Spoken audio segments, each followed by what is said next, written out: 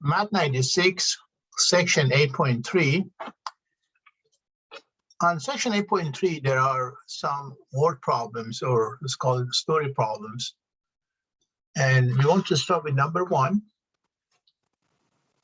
In a certain year, the solar and wind energy generation, they total 1,015 trillion BTUs, and wind generated 52 trillion BTU, more than 8 times the generator by solar energy. How much was generated by each source? So in this problem, 2 sources are unknown.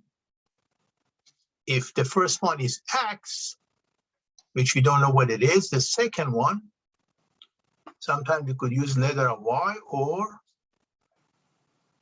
it said the second one, wind generated 52 more than 8 times the other one, 52 plus 8 times the other ones. So that's how you have your sources. And then the sum is 1,015. The total is 1,015. So X plus 52 plus 8X is 1,015. So here we solve these equations. We add 8X and X like terms, 9X. I move 52 to the other side. We find the X, which is 107. So source number 1 is 107. Then to find source number 2, which is the wind, you take 107, you put it here, you multiply that, give you the second source.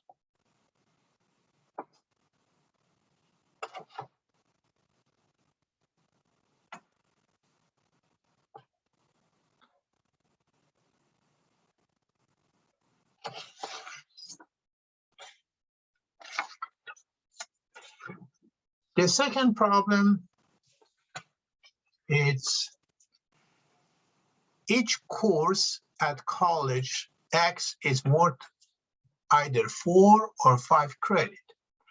The members of the men's swim teams are taking a total of 54 courses. The total is 231 credit. How many 4 credit courses and how many 5 credit courses? So when you're working on word problems, always look at the last statement to see what is that they're looking for. How many 4 credit course and how many 5 credit courses for these problems? So our unknown is number of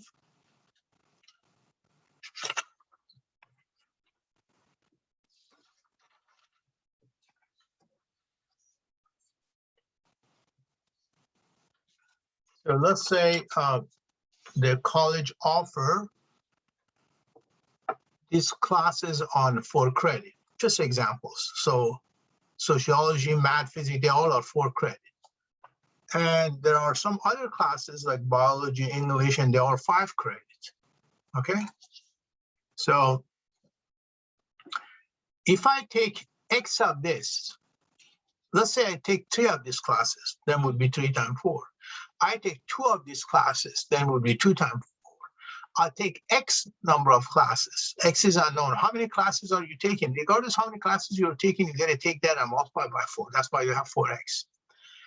Let's say here you're just taking 2 classes, so it would be 2 times 5. 3 classes, 3 times 5. Y classes, number of classes is unknown. Whatever it is, you always multiply that by 5.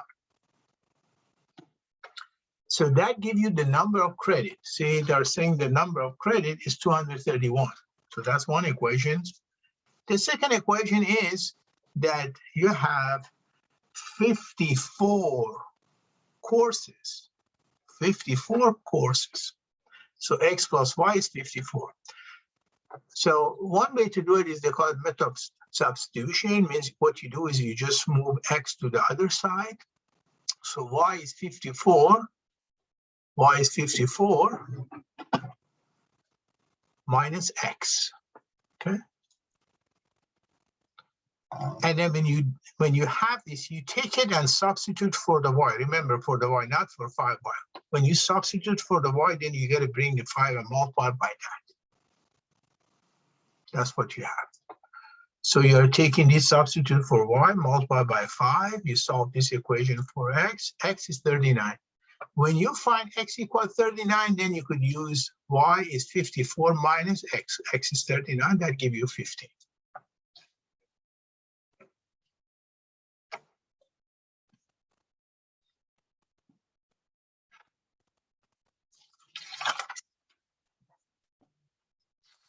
Then problem number 3, there were 215 tickets purchased for Major League Baseball game. The lower ticket is $12.50 and the upper ticket is $8. The total amount of money is that much. How many of each kind of ticket were purchased? Again, the unknown is number of tickets on each category. See? Number of tickets for upper ticket, we don't know how many are they. So let's say is y, and the lower is x. These are the numbers. So the problem said altogether you have 215.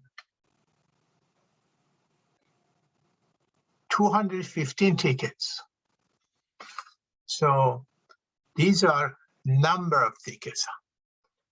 So let's say if upper ticket we have 20 and we buy 30 of this, we have 50. If you have 50 here and 30 here is 80. If you have y and x, so x plus y is 215. That's one given. The second is this one. If you want to buy the ticket here, the price is 12.5, $12.50. So we multiply that.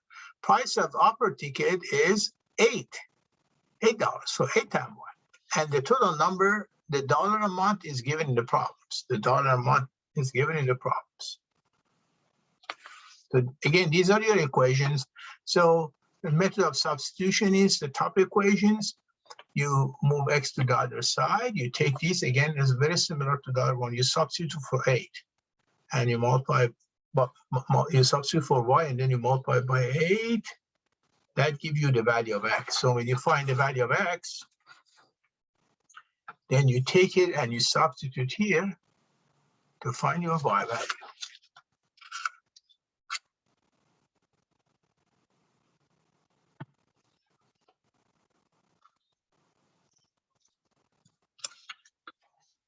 Problem number 4. A local culinary market sell ground sumac for $1.10 per ounce and $1.35 per ounce for times. So you want to make 25-ounce seasoning blend using 2 spices. That's $1.50 is per ounce. So here, amount of each is unknown again, x and y.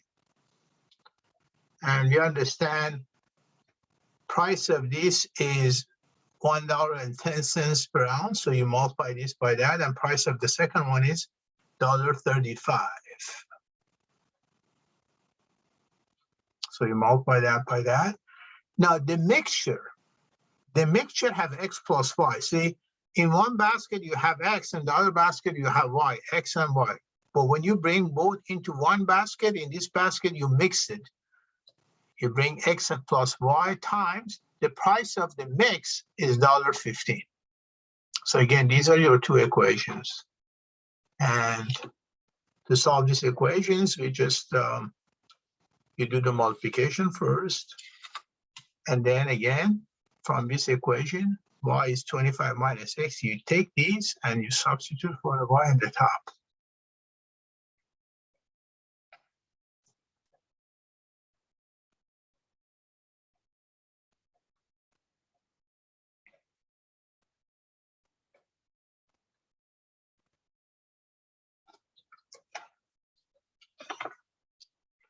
So we go to problem number 5. Number 5 is experiment require mixing 40% acid solution and 70% acid solution to create 200 milligrams. So in this one, first we have to have our tables filled in. You know, if you have, let's say you have 2 containers here. One is 40% of acid, the other one is 70% of acid, okay? So whatever you take from here, you always have to multiply by 40%.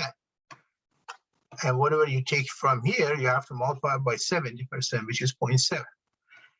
when you take these two and put it into one container, this container has some of these two, because you have some later here and some there. And then you mix both into one big container. And this new container, the acid is 64%. So 64% times X plus Y. So this is given. They're saying that there are 200 milliliter here in this container. So that means X plus Y is 200.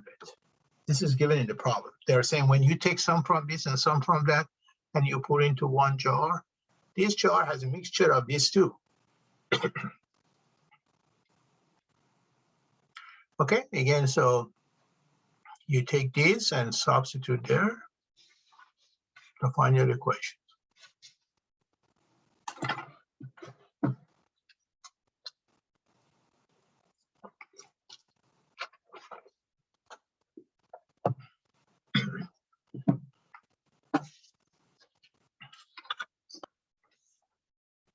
So we go to the problem number 6.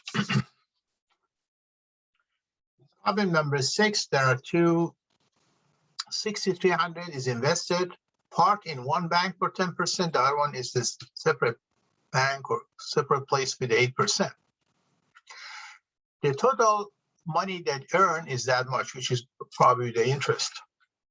So here, there are two different banks. Let's assume there are two banks. One, the rate is 10%, to give you 10% back on your money. The other one get 8%. So if I put X dollars here, how much interest do I earn? 10% of that. If I put some money here, 8% of what I put in that bank is my interest. And 566 is giving us the total interest we earn from putting our money in these two banks. How much money did we have altogether? 6,300, which is given also in the problems. See, $6,300 is invested. So that $6,300, you take a portion here and you put a portion in the second bank. And the rest, again, we do a substitution. Y goes there. You find your X and Y.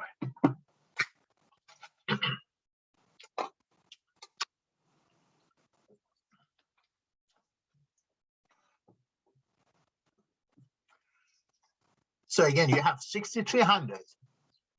You take a portion of that, you invest it in this bank, a portion of that in this bank. This is what the interest is. And then the sum of X plus Y is 6,300. Now, number 7, a train leaves the stations, a train leaves the stations and travel north with a speed of 75, a speed of 75 kilometers per hour. The second trains leave 2 hours late, and it has to go faster in order to reach to the second one. First, you need to understand the distance formula. Distance formula is the distance is always equal rate multiplied by time. If you're driving a car, you're dealing with the, distance formula every day. When I say I drive 55 miles per hour, 55 miles per hour is my R. R is distance divided by R. 55 miles is the distance, T is the time. Okay, so that's what we are using every day when you drive the car. So we are using that formula. So the first train leaves here with a speed of 75. 2 hours later, the second one leaves. In order to catch the first one, it has to go faster. And then at one point, they both reach to the same point. So this this train catch the first one. So the distance are the same. The distance from A to, let's say, B is the same. The only difference is this one is whatever the time this one has, the other one is always t minus 2 behind. So when I write the formula D is a speed multiplied by time. So for the first train, the distance from here to here is rate multiplied by time. Time from here to here. The second one also is rate multiplied by time. Again, the difference is the second one is t minus 2 because it's 2 hours behind. And the distance are equal. So when you write the equations, you solve it and then you find the t. And I made an example here. Look, if the first train leave at 6 a.m. and second one leave at 8 a.m., let's say they both catch each other at 10 a.m. See, the distance are the same. It's just if this, it takes 4 hours for this guy, it takes 2 hours for the second one. Okay, it's always 2 hours less. So, and then when you find the t, then you have to find the distance of both. In either case, it doesn't matter what formula you use. If you use the first one or second one, in either case, you have to come up with the distance. And then the last problems. Alvin paddled for 3 hours with 7 km/h current to reach a campsite. The return trip against the same current took 10 hours. See, in these problems, when you're paddling or you're swimming with the current, your speed always increase. But when you're swimming or paddling against the current, you always subtract. See, is r plus 7. Your 7 is the rate of this current. So whatever your rate is, when you go with the direction of the current, you go faster, r plus 7. But when you go against, the current is against your speed. So it would be r minus c. R minus c is when you go in these directions. This is a speed, the total speed. And this total speed on the way back. The speed or rate is always distance. Rate is always distance divided by time. So rate with the current is distance divided by 3. And for that one is distance divided by 10. It took 10 hours. See here it says in the problems, it took 10 hours to return and 3 hours to go from point A to point B. Now, so what you do is you just find, what I do is to get rid of this 3, what I did was I multiply everything by 3. When I multiply everything by 3, then I don't have to deal with fractions anymore. So 3r, 3 times 7 is 21, and here is just d. Same thing here. I'll multiply every numbers here, including fraction, by 10. So it's 10r minus 7 times 10, which is 70, and 10 over 10 cancel. So now we are dealing with these two equations. When you solve these two equations, r is 13. Okay, so that's the end of this.